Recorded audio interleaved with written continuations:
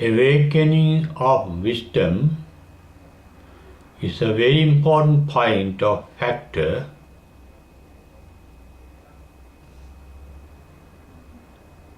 in the awakening of the Buddha vision, because they go together.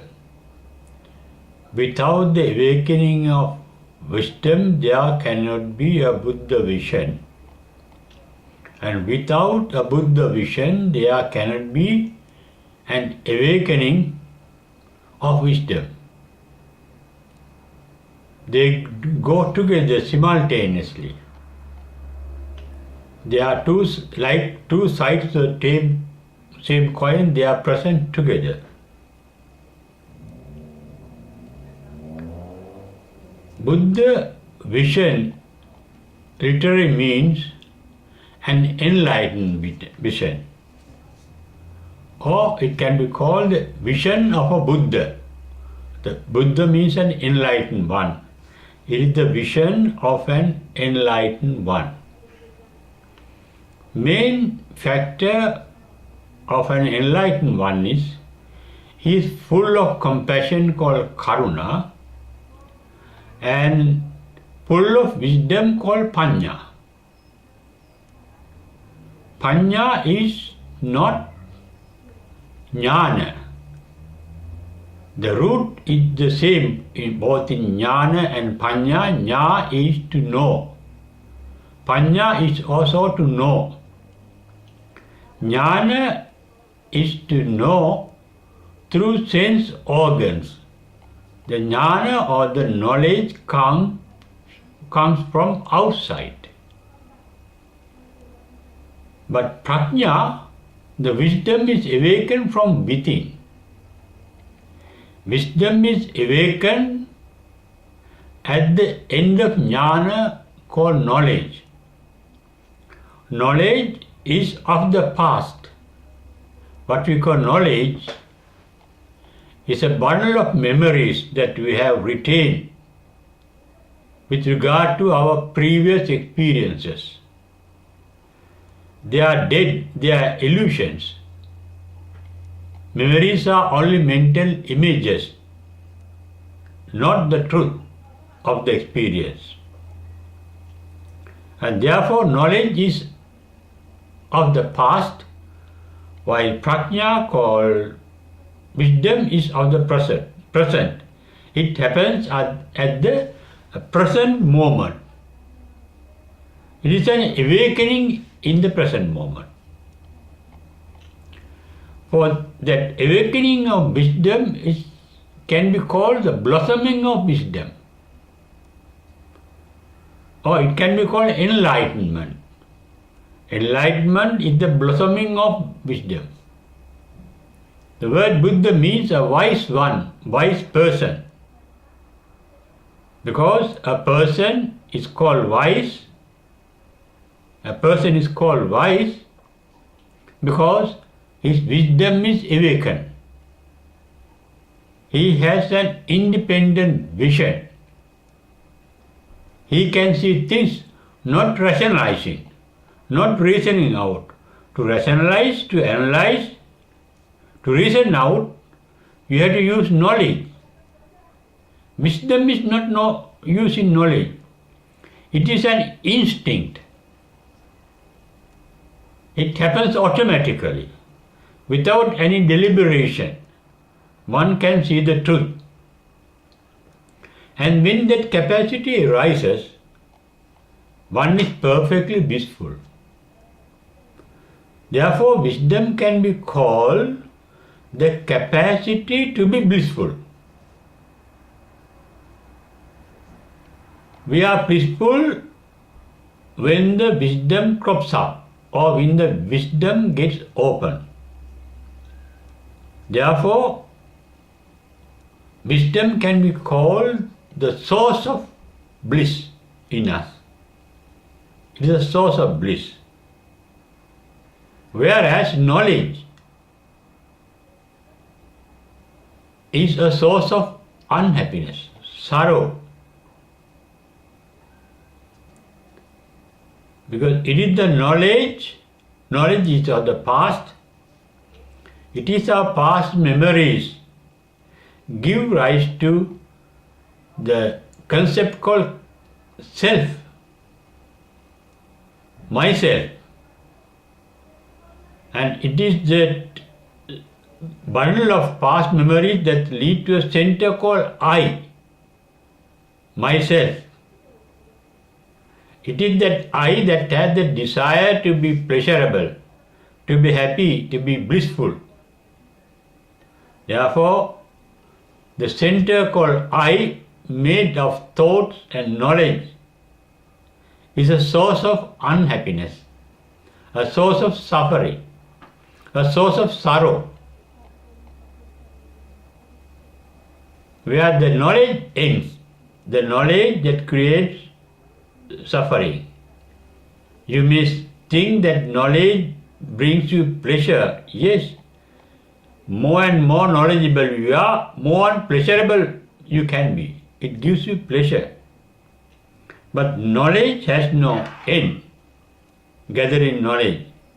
Similarly, our knowledge is very much limited.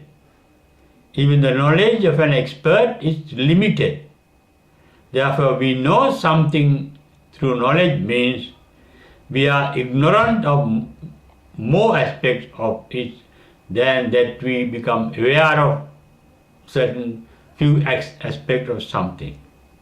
Well, about anything, if you know something, what we do not know about that thing is more than what we know. Therefore, ignorance can be called knowledge, or knowledge can be called ignorance. Not knowing fully. In Paticcasamuppada, dependent origination, it begins with avidya pacca sankhara. Not knowing the form of noble truth is a cause of suffering, is a source of suffering. Sankhara means thought, thinking. Thinking process is caused by ignorance of the Four Noble Truths.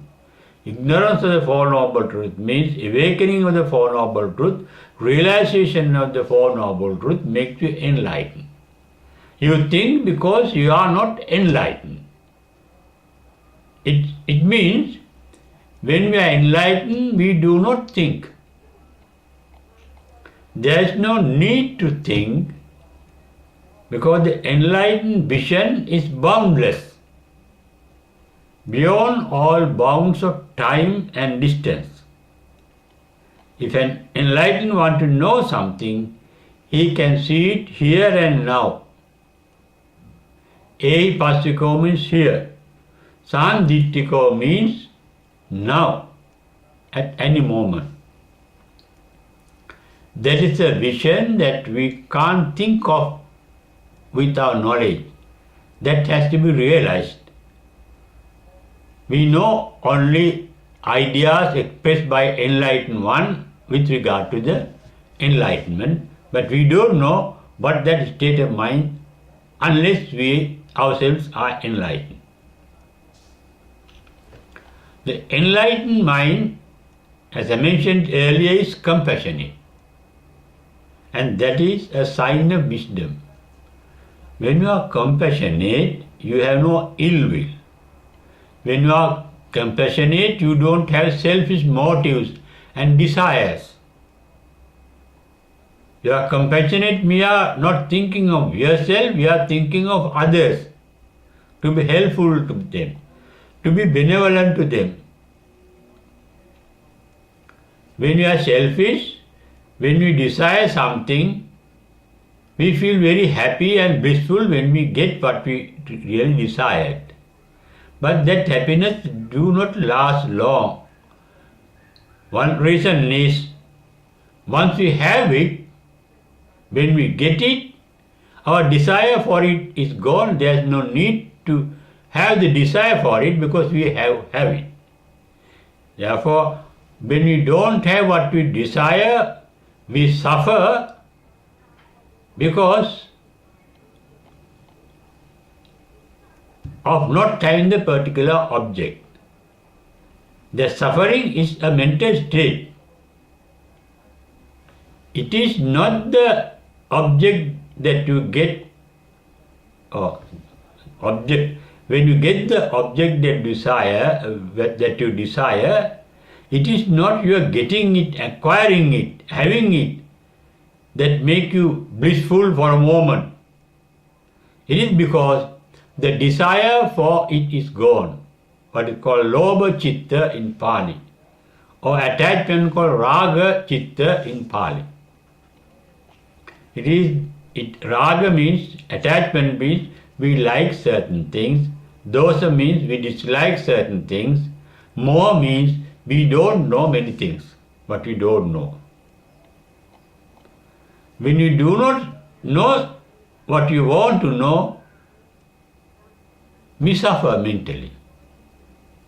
We don't know when we study whether we are going to pass the examination, whether we are going to get the top grade in that examination. There is tension because we don't know. Ignorance brings tension. Attachment brings tension because we are not sure what we get attached can last long in that same form that is pleasant and pleasurable.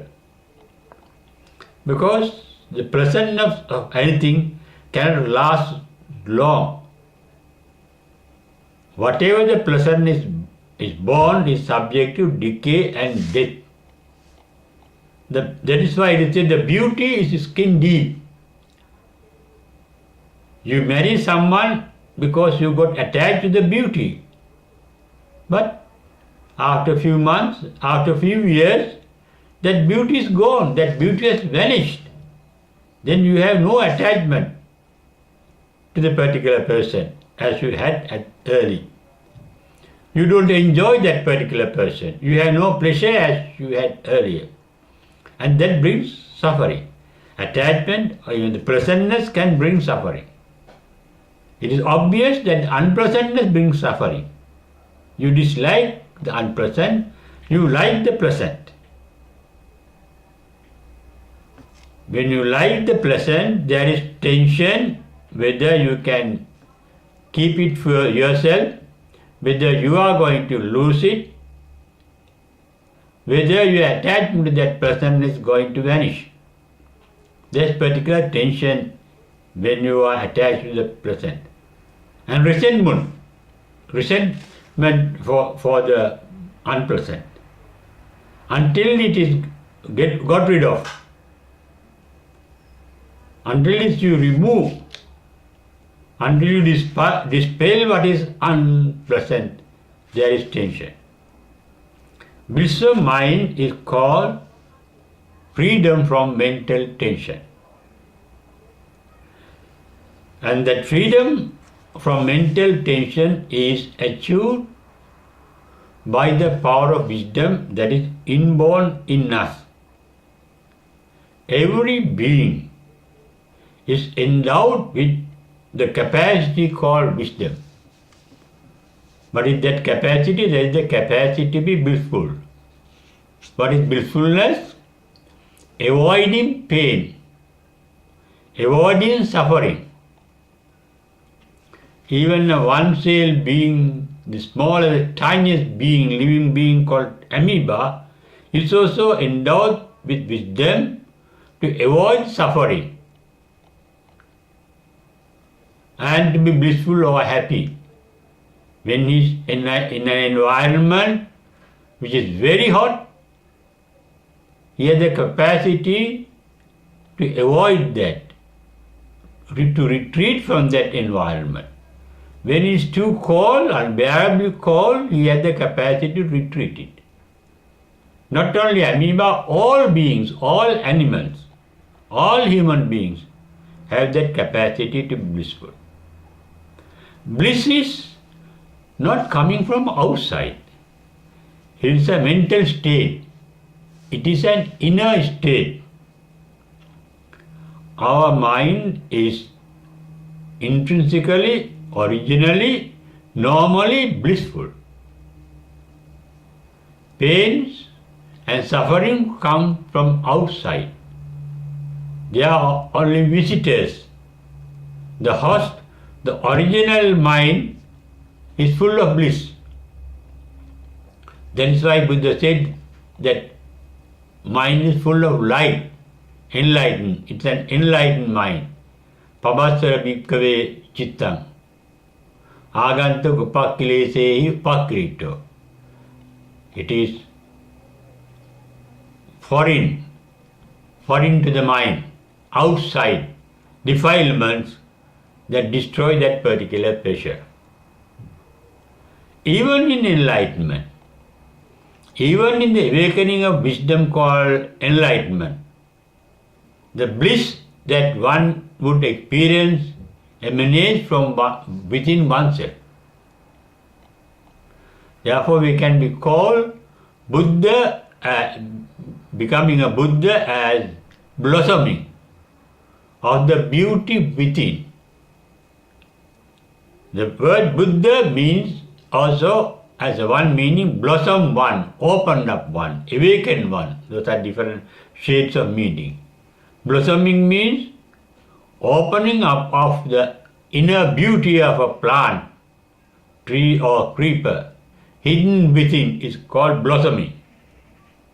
It brings in the beauty of the colors.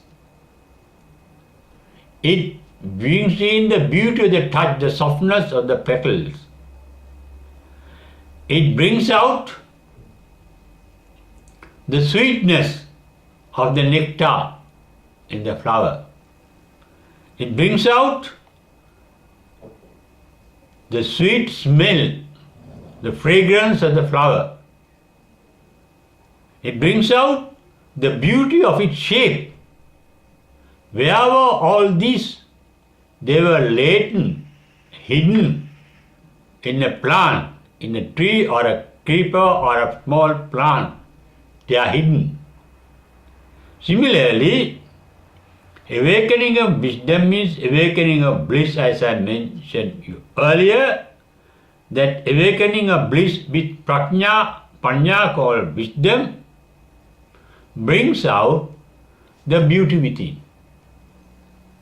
Once we are enlightened, the mind is completely free of all tensions, worries and sorrows.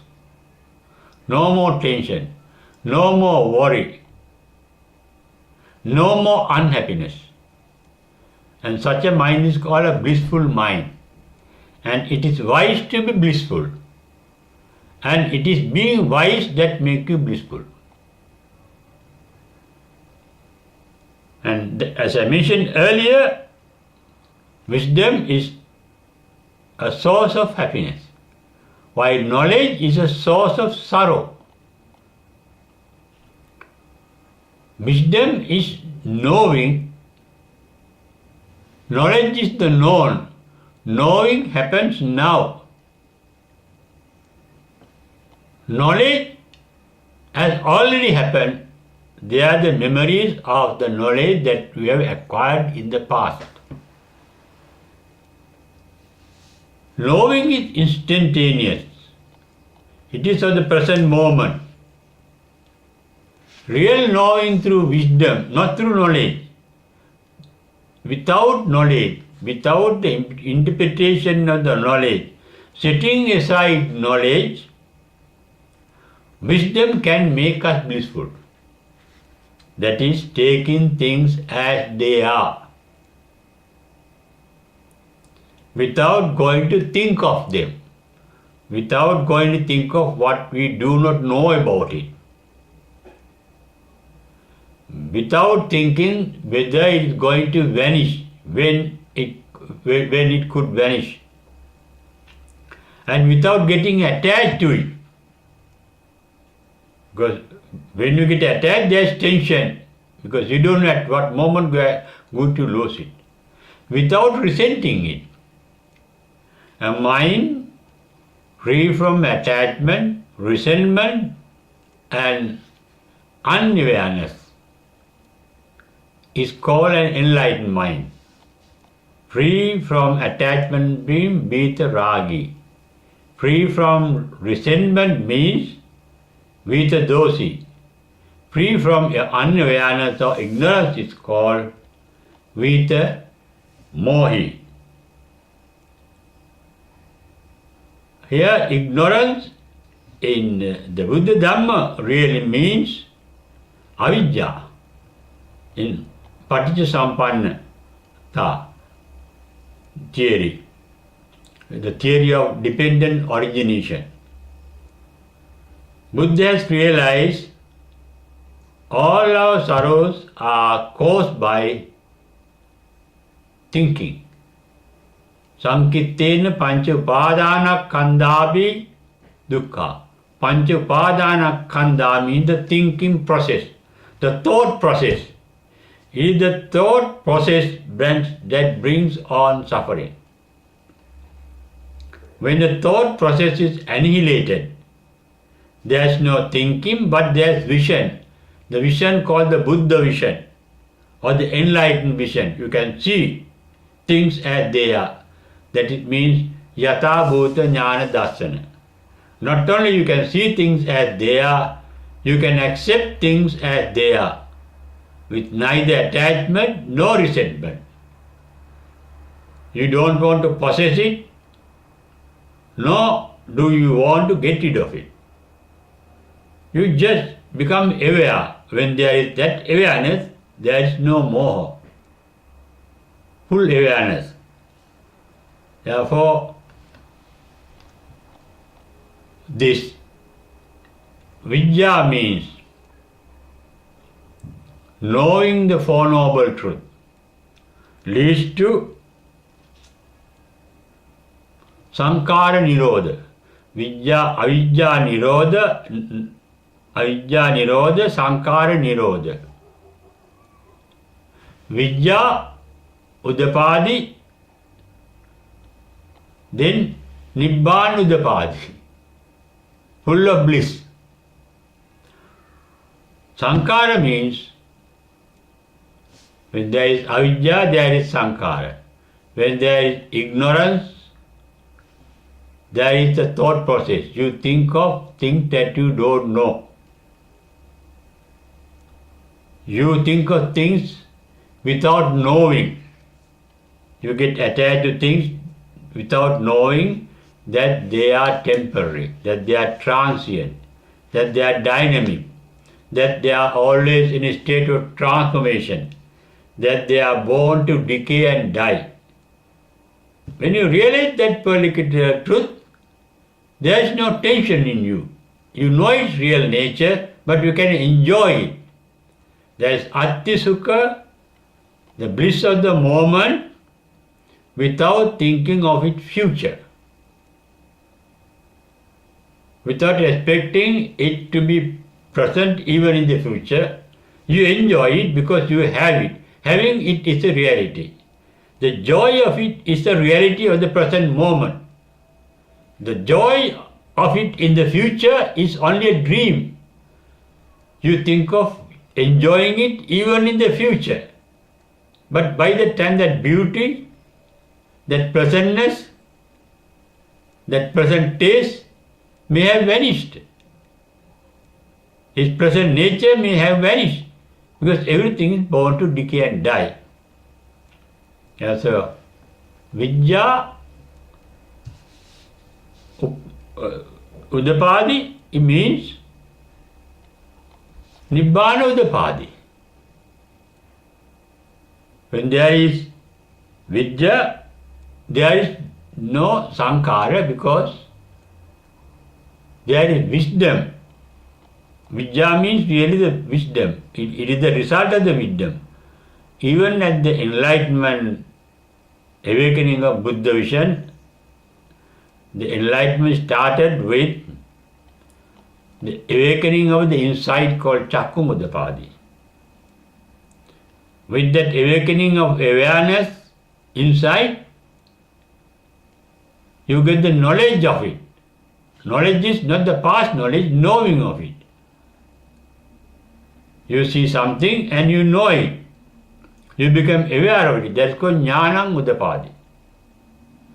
Here the enlightenment according to Buddha's record in the first sermon called Dhammacakkappavattana Sutra, Pubbesu Annusesu Dhammesu Chakkum Udapadi Jnanam Udapadi. I saw something that I have never heard of, and I become aware of it by its side, because Jnanam and Chakkum are not separate incidents or separate things. They happen simultaneously. Seeing is knowing. Seeing is knowing. Seeing is Chakkum, knowing is knowledge. Jnana. And with the jnana comes panya, the insight, the capacity to be blissful, panya, by knowing the truth of things. You saw some state of mind that you have never heard of, you had the insight into it, you had the knowing of it, jnanam udapadi, then there is the bliss of it, enjoying its bliss. You are blissful at the moment. Then vidya udapadi. In the vidya, at that particular moment, it is not the knowledge of dukkha. It is not the knowledge of the cause of dukkha. Dukkha samudaya. Dukkha samudaya, not that. Not the magga. Because it is after the magga you realize the nirodha. Vidya udapadi. There means at that moment, dukkha nirodha. The mind free from, a blissful mind, free from all taints or signs of unhappiness, arose. Then you see that you are full of light. Full of light means sabbato pavang, as said in the Kevada Sutta. Full of light. Full of light means you could see anything. That is state of mind expressed by those who have got enlightened, but we have to assume what that type of mind is. That mind is said to be boundless in time and space. That mind can see things that is going to happen in the future as if they are happening here. That is what Buddha could know. He knew that Chattamanaka would be clubbed to death by thieves or robbers or thugs in the forest. That was his karma. Buddha did not want to prevent it. He gave him 3 stanzas starting in Yovatam Pauro Vanajesu, speaking of the qualities or virtues of the Buddha, Dhamma and Sangha. Buddha, his Dhamma, his doctrine, Sangha, his disciple. And that made him very pleasant. And when the thugs killed him, he was dying with a pleasant mind, because that it was a pleasant mind that was cultivated by reciting those stanzas. And the death of a pleasant mind means when the body is dead, the pleasant mind remains. That mind remains as a deity, a powerful deity, a blissful deity. When we die with wisdom, wisdom is the source of happiness, a source of bliss. When we die with a blissful mind, we have to be reborn, if there is a rebirth, in a blissful state. Therefore, being blissful here and now itself is sufficient if there is rebirth, for it to be reborn in a blissful state thereafter. Therefore, wisdom coming from within yourself is helpful to be blissful within yourself by blossoming the blissfulness. As I mentioned earlier, all our inner virtues get blossomed. Blossom means opened up. Opening up of the beauties within, like opening in flowering, in blossoming, there is the opening of the beauty hidden within the plant, tree or creeper. The beautiful colors, the beautiful shape, the sweet fragrance, the sweet nectar, the sweet taste get opened up. The sweet smell get opened up. The delicate touch of the petals get opened up. Similarly, we have the capacity to be sweet.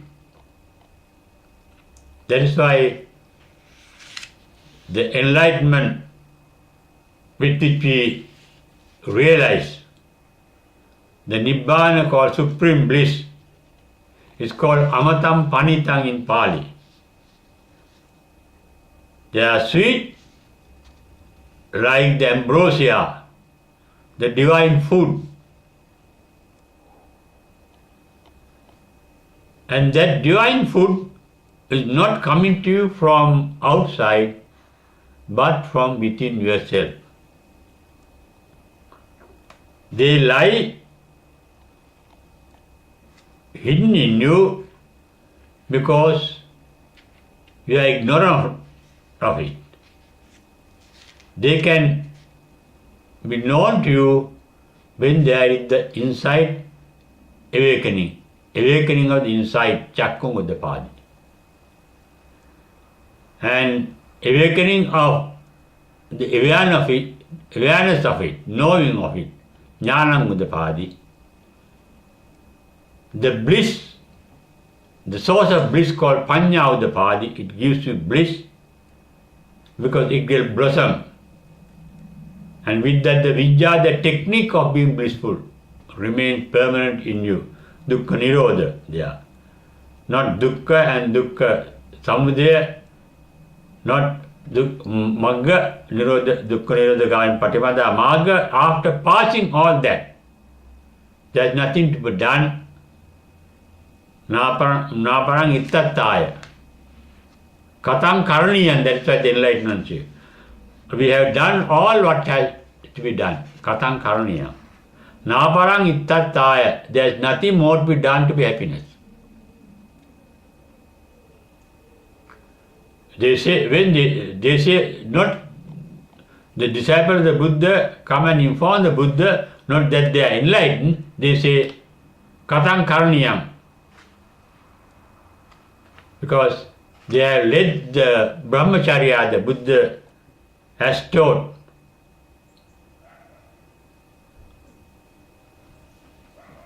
And thereafter what happens is, Naparang Ittataya, there is nothing more to be done to be blissful, there is a perfect blissfulness.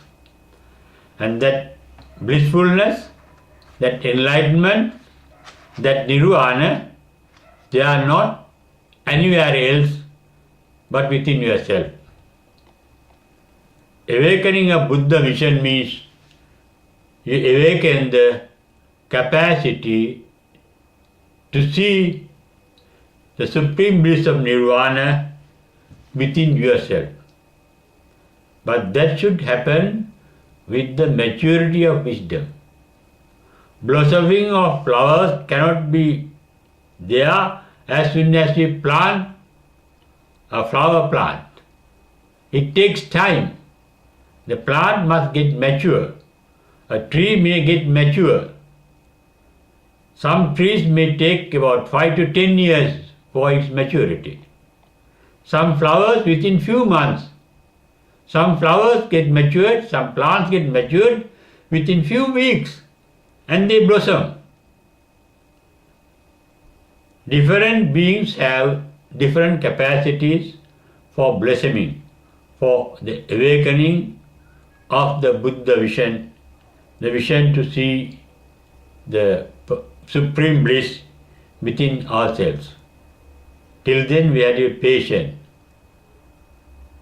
Patient means not expecting it to happen when you want it, nor having desire for it, without any anxiety for it to happen. With the mind, let it happen at any moment it is going to happen. I can wait. Unless you can wait, you cannot be enlightened. Enlightened is not a thing that you can do, akata. It's not a thing that you can form, asankata. It is not a thing that is going to be born in you, ajata. It is not a thing that you can do, akata. Therefore, when you know that everyone is destined to be blissful by the awakening of the supreme bliss, by the awakening with the wisdom, by the awakening with the Buddha eye called Buddha vision, you can be blissful when you reach your mental maturity for it. But till then, being patient, you can be blissful. Kanti Paraman Tapo Titikka, that was the first discipline that the Buddha teach his disciple for the first 20 years after his enlightenment. Kanti Paraman Tapo Titikka. The discipline for enlightenment is being patient. That is, being patient means let things take their own course.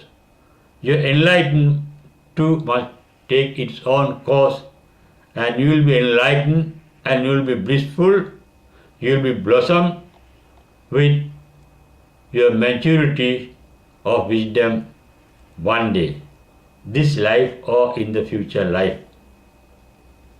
Only discipline, according to Buddha's first 20 years, is to be patient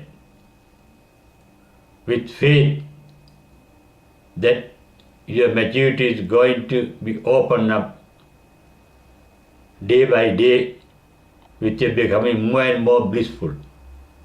Therefore, leading a blissful life is a source of happiness. You can be blissful when you are going to be blissful to others. When you are benevolent, the entire nature becomes benevolent to you and you become blissful. That is the only discipline you can practice for enlightenment.